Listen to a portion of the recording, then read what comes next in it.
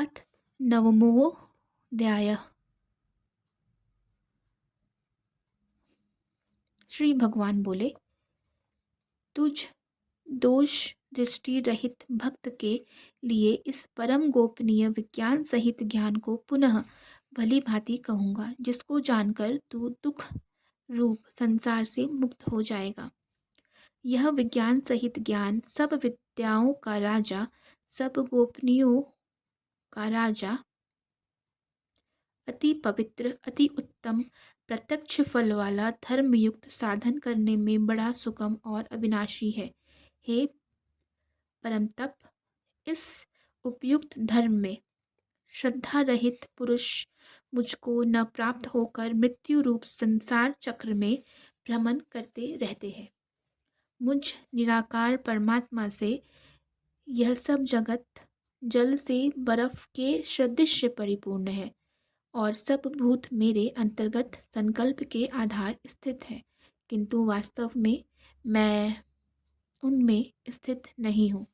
वे सब भूत मुझ में स्थित नहीं है, किंतु मेरी ईश्वरीय योग शक्ति को देख कि भूतों का धारण पोषण करने वाला और भूतों को उत्पन्न करने वाला भी मेरा आत्मा वास्तव में भूतों में स्थित नहीं है। जैसे आकाश से उत्पन्न सर्वत्र विचरने वाला महान वायु सदा आकाश में ही स्थित है, वैसे ही मेरे संकल्प द्वारा उत्पन्न होने से संपूर्ण भूत मुझ में स्थित है। ऐसा जान, हे अर्जुन, कल्पों के अंत में सब भूत मेरी प्रकृति को प्राप्त होते हैं, अर्थात प्रकृति में लीन होते हैं, और कल्पों के आदि में उनको मैं फिर रचता हूँ। अपनी प्रकृति को अंगीकार करके स्वभाव के बल से परतंत्र हुए संपूर्ण भूत समुदाय को बार बार उनके कर्मों के अनुसार रचता हूँ। हे अर्जुन, उन कर्मों में आसक्ति रहित और उदासीन के सदृश स्थित मुझ परमात्मा को वे कर्म नहीं बांधते। हे अर्जुन, मुझ अधिष्ठाता के सकाश से प्रकृति चराचर सहित सर्व जगत को रचती है, और इस हेतु से ही यह संसार चक्र घूम रहा है।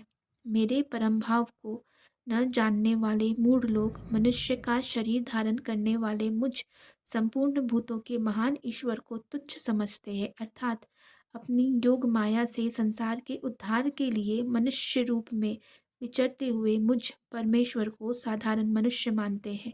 वे व्यर्थ आशा, व्यर्थ कर्म और व्यर्थ ज्ञान वाले विक्षिप्त चित्त अज्ञानी जन राक्षसी, आसुरी और मोहनी प्रकृति को ही धारण किए रहते हैं। परंतु हे कुंती पुत्र, दैवी प्रकृति के आश्रित महात्मा जन मुझको सब भूतों का सनातन कारण और नाश रहित अक्षर स्वरूप जानकर अनन्य मन से युक्त होकर निरंतर भजते हैं।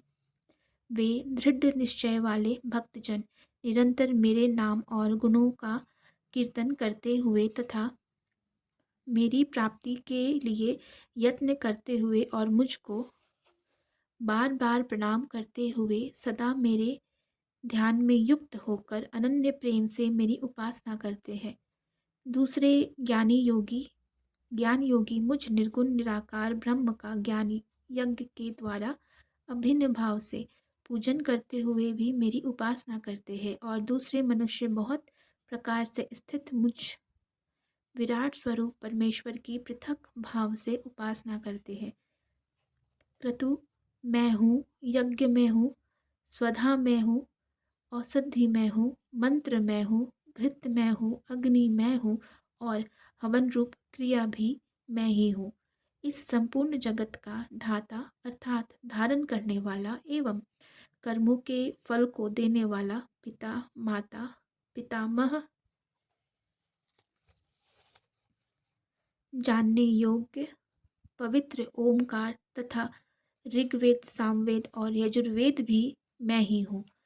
प्राप्त होने योग्य परम धाम, भरण पोषण करने वाला, सबका स्वामी, शुभाशुभ का देखने वाला, सबका वासस्थान, शरण लेने योग्य, प्रत्युपकार न चाहकर हित करने वाला, सबकी उत्पत्ति प्रलय का हेतु, स्थिति का आधार, निधान और अविनाशी कारण भी मैं ही हूँ। मैं ही सूर्य रूप से तपता हूँ, वर्षा का आकर्षण करता हूँ और उसे बरसाता हूँ। हे अर्जुन, मैं ही अमृत हूँ, और मृत्यु हूँ और सत असत भी मैं ही हूँ। तीनों वेदों में विधान किए हुए सकाम कर्मों को करने वाले, सोम रस को पीने वाले, पाप रहित पुरुष मुझको यज्ञों के द्वारा पूजकर स्वर्ग की प्राप्ति चाहते हैं। वे पुरुष अपने पुण्य के फल स्वरूप स्वर्गलोक को प्राप्त होकर स्वर्ग में दिव्य देवताओं के भोगों को भोगते हैं। वे उस विशाल स्वर्गलोक को भोगकर पुण्य छिन्न होने पर मृत्युलोक को प्राप्त होते हैं। इस प्रकार स्वर्ग के साधन रूप तीनों वेदों में कहे हुए सकाम कर्म का आश्रय लेने वाले और भोगों की कामना वाले पुरुष बार बार आवागमन को प्राप्त होते हैं, अर्थात पुण्य के प्रभाव से स्वर्ग में जाते हैं और पुण्य क्षीण होने पर मृत्युलोक में आते हैं। जो अनन्य प्रेमी भक्तजन मुझ परमेश्वर को निरंतर चिंतन करते हुए निष्काम भाव से भजते हैं, उन नित्य निरंतर मेरा चिंतन करने वाले पुरुषों का योग क्षेम प्रदान मैं स्वयं प्राप्त कर देता हूँ। हे अर्जुन, यद्यपि श्रद्धा से युक्त जो सकाम भक्त दूसरे देवताओं को पूजते हैं, वे भी मुझको ही पूजते हैं, किंतु उनका वह पूजन अवधिपूर्वक अर्थात अज्ञानपूर्वक है, क्योंकि संपूर्ण यज्ञों का भोक्ता और स्वामी भी मैं ही हूँ, परंतु वे मुझ परमेश्वर को तत्व से नहीं जानते, इसी से गिरते हैं अर्थात पुनर्जन्म को प्राप्त होते हैं। देवताओं को पूजने वाले देवताओं को प्राप्त होते हैं, पितरों को पूजने वाले पितरों को प्राप्त होते हैं, भूतों को पूजने वाले भूतों को प्राप्त होते हैं और मेरा पूजन करने वाले भक्त मुझको ही प्राप्त होते हैं। इसलिए मेरे भक्तों का पुनर्जन्म नहीं होता।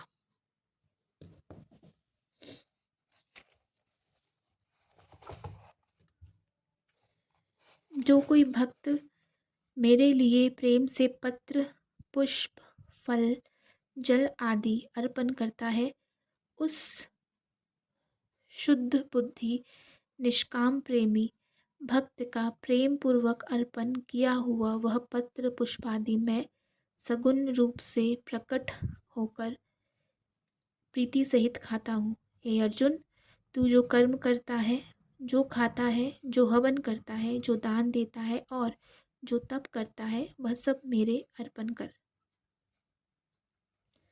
इस प्रकार जिसमें समस्त कर्म मुझ भगवान के अर्पण होते हैं, ऐसे संन्यास योग से युक्त चित्त वाला तू शुभाशुभ फल रूप कर्म बंधन से मुक्त हो जाएगा और उनमें मुक्त होकर मुझको ही प्राप्त होगा।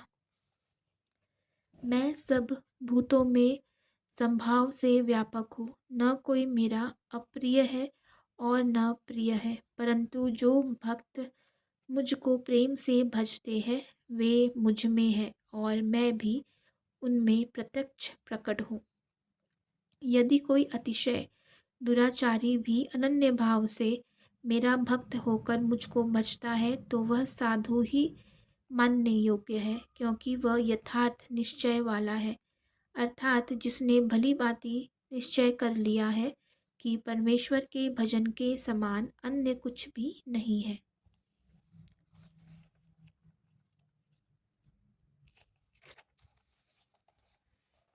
वह शीघ्र ही धर्मात्मा हो जाता है और सदा रहने वाली परम शांति को प्राप्त होता है। हे अर्जुन, तू निश्चय पूर्वक सत्य जान कि मेरा भक्त नष्ट नहीं होता।